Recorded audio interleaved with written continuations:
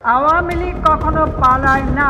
এই মাত্র পাওয়া খবর, ক্ষমতা দখল করতে তালেবানি কায়দায় জননেত্রী প্রধানমন্ত্রী শেখ হাসিনার নির্দেশে রাজপথে নেমেছে আওয়ামী লীগ। বিস্তারিত সম্পূর্ণ জানতে হলে ভিডিওটি না টেনে দেখতে থাকুন শেষ পর্যন্ত। ছাত্র সমাজের আন্দোলনের মুখে বাংলাদেশ থেকে পদত্যাগ করে পালিয়ে যান জননেত্রী প্রধানমন্ত্রী শেখ হাসিনা। বাংলাদেশ থেকে পালিয়ে ভারতে আশ্রয় নিয়েও এর আবারও বাংলাদেশে ফেরা, এমনকি ক্ষমতায় আসার ঘোষণা দিলেন প্রধানমন্ত্রী শেখ হাসিনার ছেলে জয়। মিডিয়ার সামনে তিনি জানিয়েছেন খুব শীঘ্রই তার দল, এমনকি তার মা শেখ হাসিনা দেশে ফিরবেন।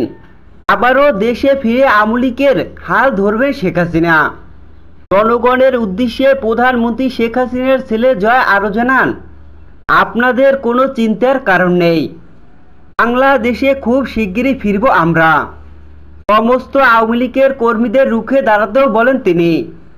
এমনকি এও দেখা যায় 15ই আগস্ট বঙ্গবন্ধুর বাসভবনে সবাইকে ফুল দিয়ে শুভেচ্ছা জানাতে বলেন। জাতির পিতা শেখ মুজিবুর রহমানকে ফুলে শুভেচ্ছা দিয়ে তার মা ও তার পরিবারের সবাইকে দোয়া করতে বলেন।